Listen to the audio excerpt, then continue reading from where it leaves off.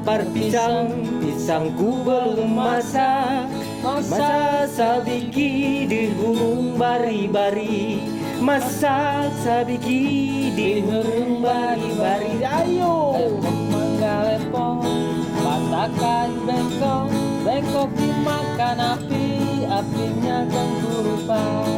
Yang mana batis kutung digigit bidawang, yang mana batis kutung digigit bidawang. luar biasa rupanya Pak. Ini salah lagunya tadi. Pak Sedikit. Roy ini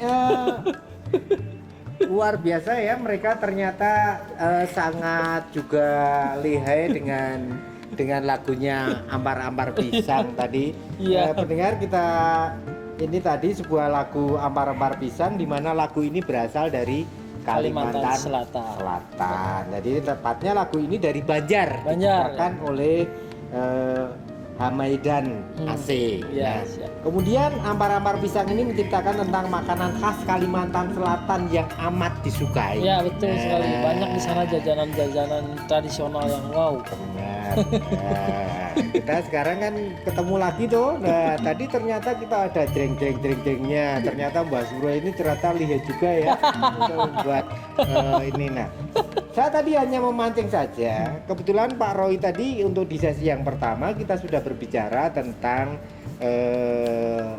LSP teknologi digital, di mana LSP teknologi digital tersebut perlu pemirsa ketahui bahwa sebuah lembaga yang berkompetensi, yang sudah berlisensi mendapatkan kewenangan dari BNSP untuk melakukan uji kompetensi standar sertifikasi standar nasional untuk di bidang teknologi dan digital. Jadi semua teknologi digital tadi sudah disampaikan di sesi yang pertama.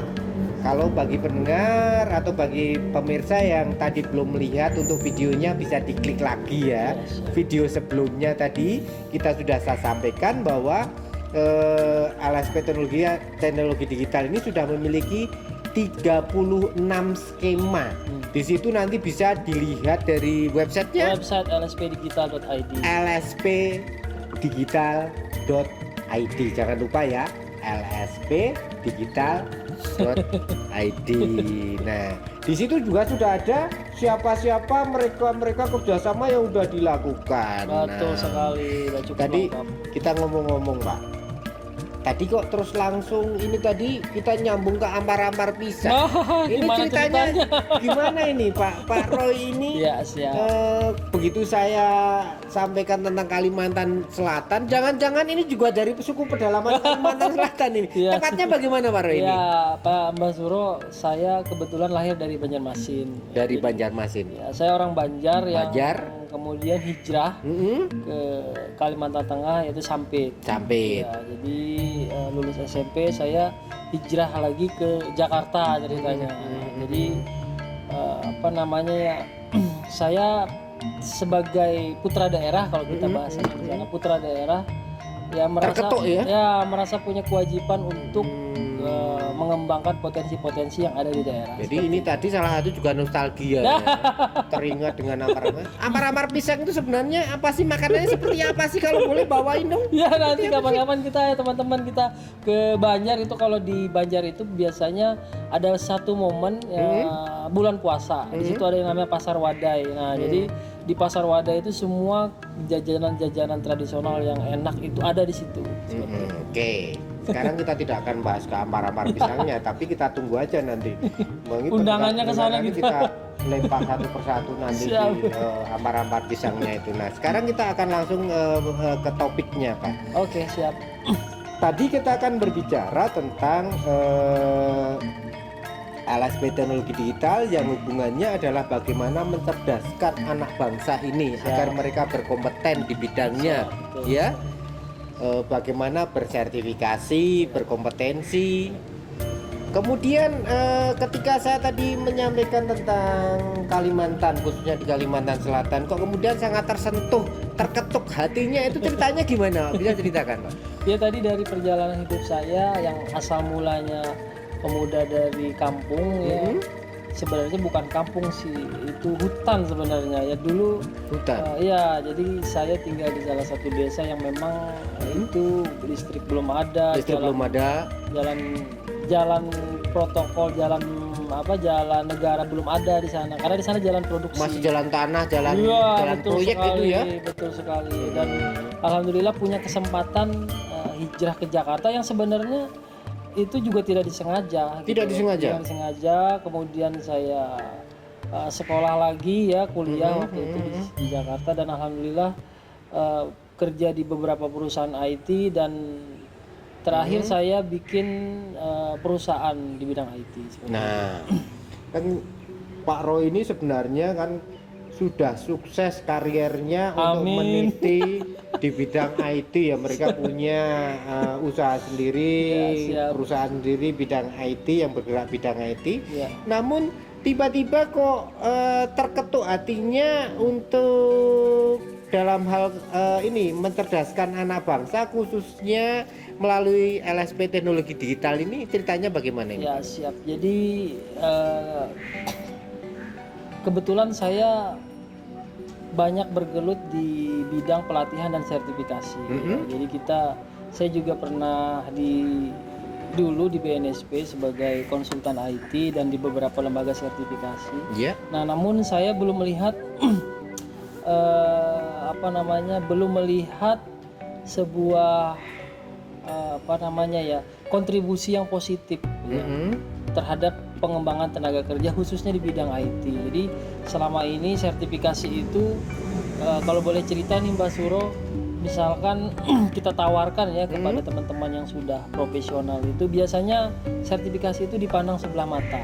Masih sesuatu yang eksklusif ya. Iya. Kalau perlu malah nggak penting lah buat apa Iya, betul sertifikasi sekali. itu Yang ya. penting mah sertifikat tanah sebenarnya. Ya, termasuk pintar juga ya. Ini Pak Roy ini mendengar pemirsa ya.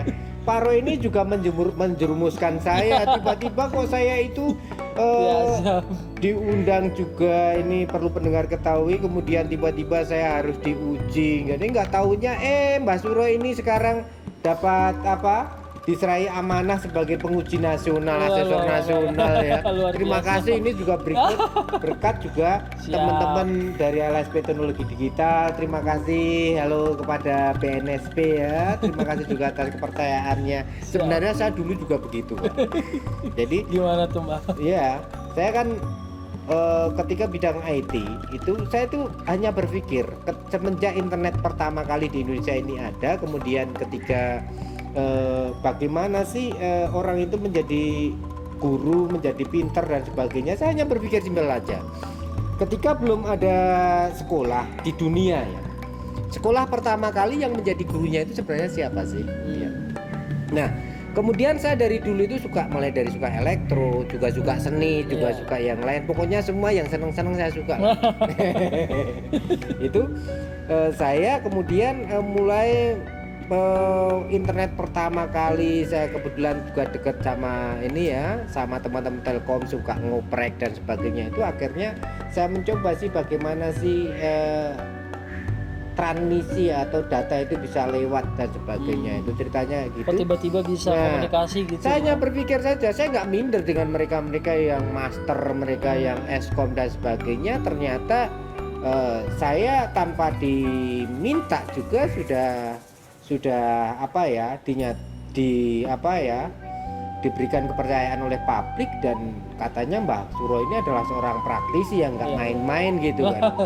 Tapi saya tidak akan cerita banyak tentang saya. Ya, Karena topiknya nanti topiknya beda lagi. Topiknya kan Pak Roy sekarang ya. Nah, Ntar saya pulang nih. Nah, kembali ke tadi Pak Roy. Ya. Sebenarnya kalau kita berbicara tentang Kalimantan Selatan sendiri, ketika dengan ampar-ampar pisangnya sendiri, sebenarnya ada apa sih di Kalimantan Selatan ketika Pak Roy kok tiba-tiba berpikiran juga kembali membangun daerahnya untuk mencerdaskan masyarakat yang ada di Kalimantan itu. Barangkali pendengar atau pemirsa ini pengen tahu juga, itu kira-kira seperti apa saja yang kira-kira yang sudah dilakukan dan akan dilakukan. Oke, siap. Jadi tadi melihat dari pengalaman kita selama ini bahwa sebenarnya eksis di bidang IT itu tidak sulit ya. Itu hanya masalah peluang aja, masalah peluang bagaimana kita bisa ada Artinya bagaimana pintar-pintar kita membaca peluang saja gitu. ada peluang untuk kita ada di ekosistem tersebut ya. Makanya kadang-kadang kepada teman-teman yang baru memulai masuk ke dunia IT ya, nah, biasanya sudah mematok diri terlalu tinggi biasanya. Nah, akhirnya Terlalu eksklusif terlalu eksklusif ya, bahwa sebenarnya dunia IT itu sangat luar biasa, luar biasa ya. pergerakannya sangat luar biasa, perkembangannya ya. Kemudian di situ juga teknologi tadi sangat pesat ya kemajuan teknologi itu. Nah, yang dimana bahkan tidak ada orang yang bisa kita nggak pintar ya, karena semua orang harus terus belajar setiap hari. Belajar. Nah, itu tepat mungkin pendengar pemirsa lebih tepatnya ketika di sesi yang pertama tadi saya mengatakan bahwa ada kemiripan beda-beda tipis saja ya ini. Beda nasib. Soal nasib aja yang ini. Jadi intinya adalah tadi bahwa kebetulan saya juga konsen juga bagaimana untuk mengembangkan sesuai dengan apa yang saya lakukan, khususnya untuk membantu mencerdaskan bangsa ini. Khususnya tadi kalau kita berbicara, ngapain sih kita susah-susah orang cuma kayak gitu aja, ngapain kita dikatakan hebat, tapi bagaimana hebat itu, bagaimana itu juga mendapatkan pengakuan, lebih tepatnya mendapatkan kompetensi, bersertifikasi dan sebagainya. Kalau misalnya ada guru, apakah guru itu yang dinamakan guru itu apabila mereka sudah seperti apa sih, memenuhi kriteria apa sih, sama dengan yang profesi-profesi lain. Contohnya yang dilakukan oleh Pak Roy ini adalah ketika seorang operator komputer ya. Bagaimana sih standar operator komputer itu? Tentunya mereka kan juga harus sesuai dengan standar kompetensi kerja nasional yang ditetapkan oleh negara ini gitu ya. Artinya ketika mereka sudah tersertifikasi di daerah ya, ketika mereka hijrah ke daerah perkotaan itu sudah sama levelnya. Nah, dan ini tadi dikatakan oleh Pak Roy, kalau orang sini bisa, kenapa Kalimantan tidak, kan gitu dong. Nah, coba Pak, lanjut lagi Pak, Kalimantan Pak. Gimana Pak? Ya, jadi yang sudah kita lakukan itu Pak Suro, salah satunya adalah kerjasama dengan berbagai pihak ya. Mulai dari lembaga pelatihan, LPK gitu ya, lembaga kursus, lembaga LKP, politeknik dan kampus-kampus, sekolah dan sebagainya. Ya, dimana kita di situ juga dilibatkan ya dalam penyusunan kurikulum, penyusunan silabus ya. Di pendidikan juga ya. Betul, agar sesuai dengan link and match dengan industri. Agar sesuai dengan standar industri yang dan siap kerja. Dan siap untuk kerja. Nah, ini kuncinya memang ya. Jadi setelah disertifikasi itu mereka harus tahu akan disalurkan kemana. Itu kan kuncinya di situ. Nah, jadi ketika ada ada proses uji kompetensi yang mana di situ ada pemegang sertifikat, tentunya mereka akan tahu industri apa sih yang layak untuk mereka, kan seperti itu. Nah, di kita salah satunya kita punya kerjasama dengan banyak perusahaan ya terkait penempatan dan pemagangan seperti itu. Jadi selain magang juga nanti untuk penempatan peluang kerja. Iya, siap, persis. Itu berarti yang ingin Pak Roy katakan khususnya untuk membaca peluang yang ada di Kalimantan Selatan tadi. Betul sekali. Kalimantan Selatan, Kalimantan Tengah sampai dan sebagainya ya. Siap. Oh, rupanya luar biasa ya ini. Rupanya beliau ini turun gunung ya. Dari Tarsan kembali ke hutan ini. Kalau harusnya itu Tarsan ke kota, ini dari kota ini turun ke hutan lagi, ini mau mengembangkan Kalimantan Tengah, jadi karena Kalimantan Selatan. IT itu tadi IT itu hanya masalah konsisten dan komitmen aja. Nah, sekarang realnya Pak, langkah-langkah yang akan dilakukan di sana itu seperti apa? Ya, nah, jadi ini pendengar, ayo yang di Kalimantan Selatan, yang di Kalimantan Timur, yang di Kalimantan Tengah, khususnya di Sampit ini, beliau ini asli putra daerah ini ingin kembali ke daerah lagi untuk mengembangkan, mencerdaskan dengan sertifikasi LSP digital. Ayo, seperti apa Pak? Siap. Jadi sesuai dengan tren saat ini adalah perkembangan vokasi. Ya, vokasi ini sangat dibutuhkan. Nah, di daerah-daerah terpencil itu biasanya di kabupaten-kabupaten yang terpencil, kalau kita lihat indeks mutu SDM-nya biasanya paling banyak itu lulusan SD. Nah, jadi kebanyakan orang-orang di daerah itu tamatannya ya paling banter ya SMP. Nah, itu kan pendidikan formal. Nah, sebenarnya di daerah Kalimantan itu banyak sekali perusahaan-perusahaan besar. Perusahaan besar. Ya, baik itu perusahaan sawit, perusahaan tambang, ya, dan perusahaan-perusahaan lain yang mana membutuhkan tenaga kerja yang siap pakai. Nah, oleh karena itu, dengan adanya sertifikasi ini ya, jadi kemampuan seorang itu diakui oleh negara. Nah, itu satu, diakui oleh negara. Kemudian standar kompetensi yang dia miliki itu memang sudah sama dengan memang sudah sesuai dengan kriteria yang dibutuhkan oleh perusahaan.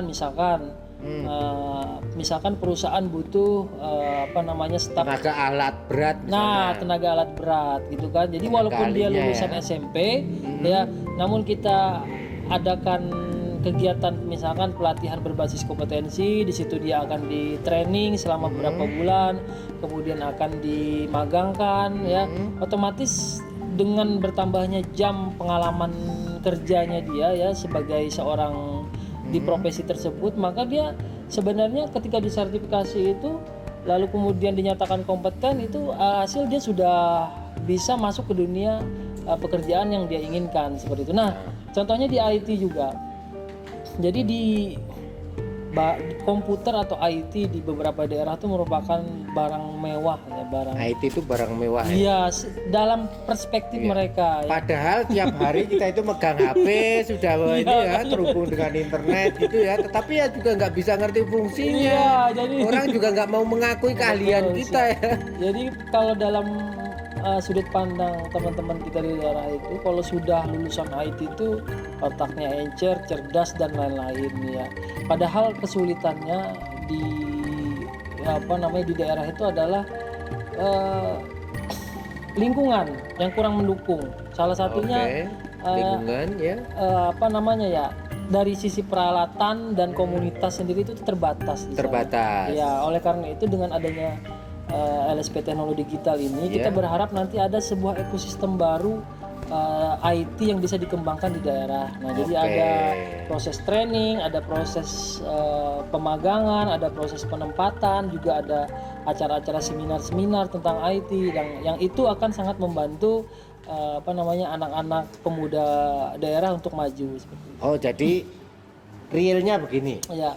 Pak Roy ini ketika tadi berbicara tentang ampar-ampar pisang ya, kemudian dengan Kalimantan Tengah, Kalimantan Selatan, ternyata Pak Roy ini di dalam hatinya mereka pengen mengembangkan bagaimana masyarakat yang ada di hutan, masyarakat yang ada di pedalaman ini jangan kalah dengan masyarakat yang ada di kota. Betul sekali. Termasuk bagaimana mereka nanti akan diberikan pelatihan training, termasuk juga akan disertifikasi sehingga mereka berkompeten sesuai standar kerja nasional. Nah, itu ujungnya. Jadi ketika mereka ingin masuk ke ke dunia kerja, mereka harus melalui dulu tahap sertifikasi ini. Nah, artinya di satu sisi si pencari kerja akan tahu dia harus ngapain ya.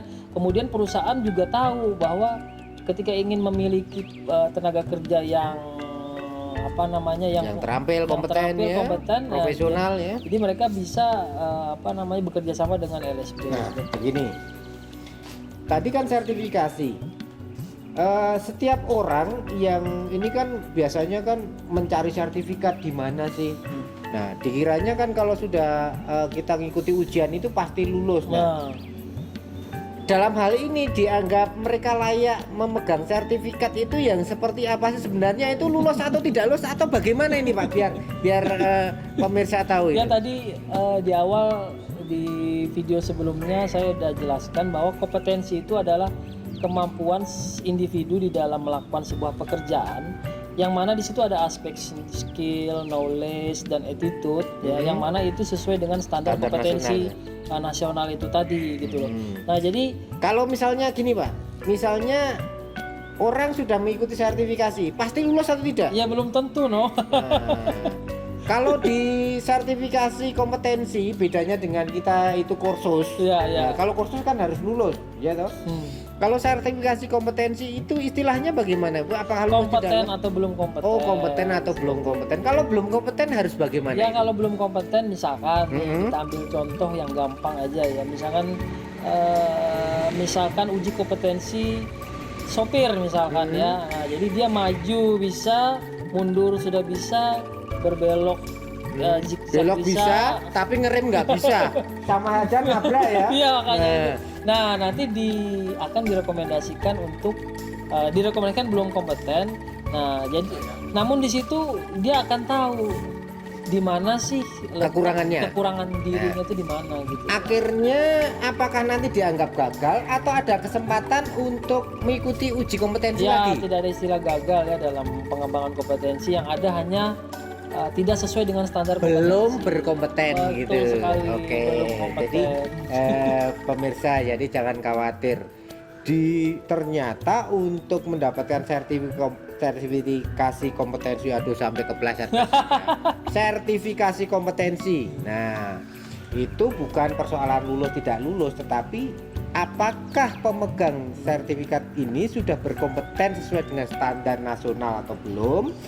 Apabila belum, masih ada kesempatan sesuai dengan kekurangan-kekurangan tadi. Misalnya tadi ada sopir yang bisa kenceng, zigzag pinter, mundur pinter, maju pinter, tapi nggak bisa ngerem. Gimana? Nah, itu contohnya ya. Itu jadi oh ya akhirnya nabrak juga. Nah, itu salah satu contoh. Itu bahaya kan? Artinya bahwa selain juga skill, juga attitude, knowledge dan sebagainya tadi, artinya ada aspek teknis dan aspek non teknis yang menyangkut tentang standar prosedur, ya, SOP dan sebagainya, etikanya juga kalau ya, di tempat kerja bagaimana. Itu yang sangat kritis. Nah, oke. Jadi ini rupanya perbincangan kita menarik sekali ya. Tapi yang ingin saya tanyakan, sebenarnya kan Pak Roy tadi kan berkeinginan besar untuk mengembangkan di Kalimantan ya, khususnya untuk kembali ke daerah. Siap. Pak, bayar nggak tuh Pak? Tanya nih, biar pemirsa tahu ini. Siap. Nanti kalau mencari LSP digital jangan-jangan ada maunya, nah, bayarnya mahal gitu kan. Sebenarnya skema untuk mendapatkan sertifikat ini apa saja yang dilakukan sehingga Pak, saya nggak punya duit, tapi bagaimana saya sudah berkompeten tapi saya nggak mampu untuk membayar. Siap. Jadi di dalam sebuah proses sertifikasi tentunya melibatkan sarana, prasarana dan SDM pendukung. Misalkan dalam hal ini kita melibatkan asesor kompetensi untuk melakukan uji ya terhadap calon pemegang sertifikat. Juga kita membutuhkan peralatan-peralatan ya untuk mendukung kegiatan observasi ya yang dilakukan di tempat-tempat uji kompetensi. Nah, kemudian kita juga membutuhkan kelengkapan administrasi ya untuk proses uji kompetensi tersebut. Makanya di dalam setiap skema itu ya telah diatur biaya-biaya untuk biaya-biaya skema namanya, biaya untuk melakukan proses uji. Nah, jadi di situ banyak jenis macam-macam ya biayanya ya, mulai dari skema yang level rendah sampai yang tinggi itu sudah ada di website. Ada tingkat-tingkatnya ya, bisa dilihat di website lspdigital.id. Ya, namun Mbak Suro yang jadi informasi juga bahwa setiap tahun pemerintah pun punya program-program kegiatan untuk memfasilitasi sertifikasi ini. Maksudnya? Jadi kegiatan sertifikasi ini dibiayai oleh APBN. Nah, itu maksudnya. Jadi kira-kira kalau saya pengen sertifikasi tapi secara gratis bagaimana? Siap. Jadi jangan sampai masyarakat yang ada di Kalimantan ini, Pak Roy ini mau pulang Kalimantan, mengembangkan Kalimantan ya, tetapi masyarakat nggak punya, Iya, iya. disuruh ini pelatihan, disuruh Iya, sertifikasi. Kira-kira bisa nggak ada nggak skema yang tadi banyak. tadi yang misalnya bagaimana sih kan ada yang mandiri tadi kan, yang ada yang berbayar karena semua ditanggung oleh LSP Iya, ya betul. sebagai pelaksana dari uji kompetensi, tetapi tadi disampaikan juga bahwa ada skema yang dibiayai oleh APBN, tapi programnya juga terbatas, jangka waktunya terbatas, Betul. dan juga ya ini yang paling penting ini adalah jangan sampai putus komunikasi sehingga siap. kapan ada program tersebut Siap, gitu ya. siap, Rupanya siap. menarik sekali ya, Nah. pendengar atau pemirsa di mana saja tetap setia di channel LSP Digital ya. Panteng terus kita obrolan kita dengan Pak Roy Buana, Semakin hangat. dengan saya Mbak Suro Demit. Ininya ini Tarsan dari kota ini mau turun ke pedalaman lagi, mau mengembangkan. Tunggu saja untuk saudara-saudara saya yang ada di Kalimantan. Sampai ketemu untuk channel selanjutnya. Oke, terima kasih.